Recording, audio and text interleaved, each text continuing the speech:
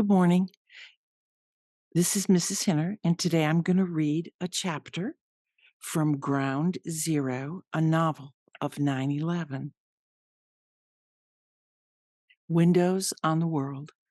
Brandon loved riding the express elevator that zipped up all 107 floors of the North Tower without stopping. It was a kind of magic. One minute you were on the ground, and the next you were more than 1,000 feet up in the sky. Brandon watched with anticipation as the red digital numbers above the door flew by: 101, 102, 103, 104, 105, 106. And then, ding, they were there. The 107th floor, windows on the world. The restaurant took up the entire floor, and the diners were already scattered at different tables for breakfast. Mrs. Ing, the woman who managed the seating area, greeted Brandon as he entered, but he ran straight for the windows that gave the famous restaurant its name. The sky was still brilliant blue and cloudless. Brandon could see far across the Hudson River all the way into New Jersey. Huge container ships in the harbor looked like toy boats from up here. The news helicopter flew by underneath him. Brandon's skin tingled and he felt dizzy as his brain struggled to reconcile standing so high up, being safe behind the glass. Every part of him seemed to be screaming, "You can't possibly be up this high." But he was, and for this brief, wonderful moment, he felt like the king of the world, or at least of New York and New Jersey. "All right, Brandon, if you have to be here, I'm going to put you to work," his father called. "Take a water pitcher and fill the flower vases on all the empty tables." Brandon rolled his eyes, but he didn't complain. He started with the tables on the other side of the restaurant, where he could get a peek at more amazing views. Right next door was a gargantuan World Trade Center South Tower. It was the twin of the North Tower, except that it had an observation deck at the top instead of a restaurant, and no antenna. Its windows, like the North Tower's, were partially obscured by thin aluminum supports. Beyond the South Tower, far off in the distance, was the Statue of Liberty. From this height, just a speck on the island in the New York harbor.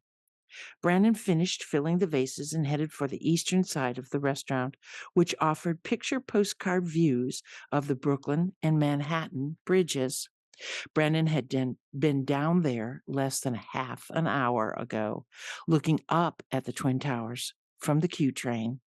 "I think I can see my house from here," Brandon thought. Crash! The loud noise from the other side of the restaurant made Brandon flinch. An alarm went off and someone yelled, "Help! Fire!" Diners stood from their tables, wondering what to do. Brennan set his pitcher down, suddenly afraid, and the commotion was coming from the kitchen where his dad was. "I'm sure it's nothing," Mrs. Ing told the diners.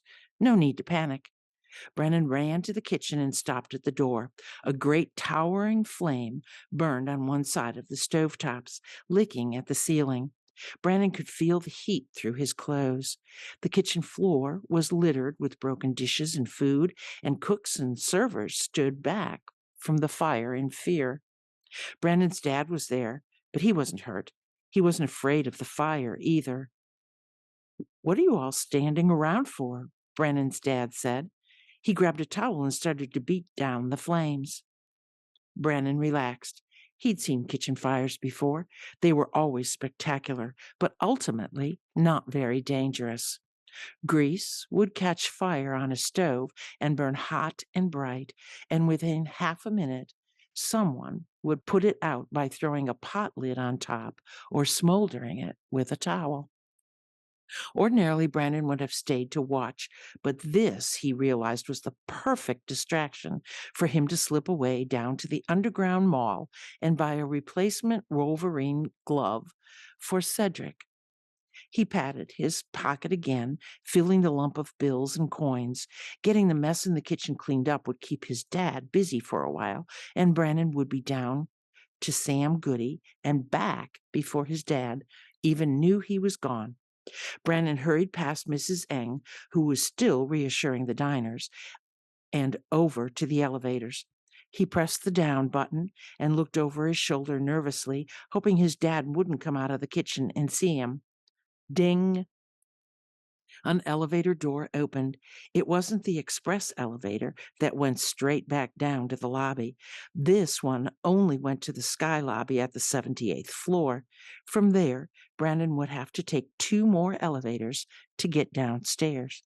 It wouldn't be as far, but Brandon didn't want to wait around for someone to spot him. Brandon jumped onto the elevator, just missing the closing doors. He'd made it. Brandon leaned against the railing at the back of the elevator and smiled.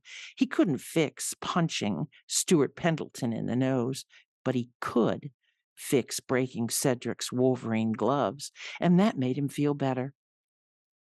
The elevator slowed to a stop, and an elderly white man with silver hair got on.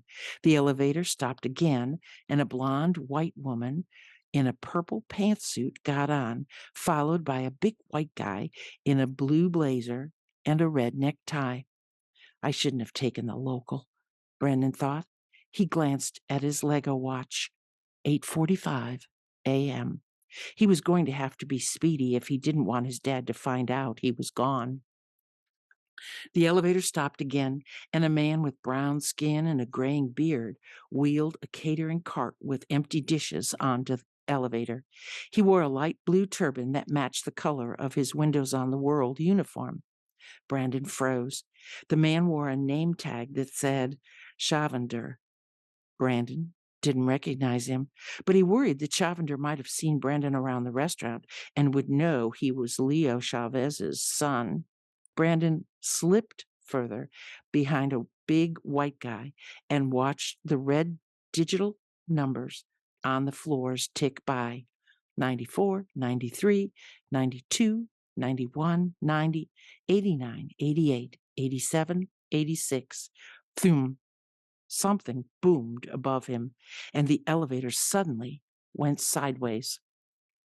Brendan grabbed onto the handrail to not fall over. 2 other passengers, the blonde woman and the old man, did fall down, but Brandon couldn't have helped them even if he tried. The elevator was shuddered so wildly that it felt like someone had taken him by the shoulders and was shaking the life out of him. And then a new sensation.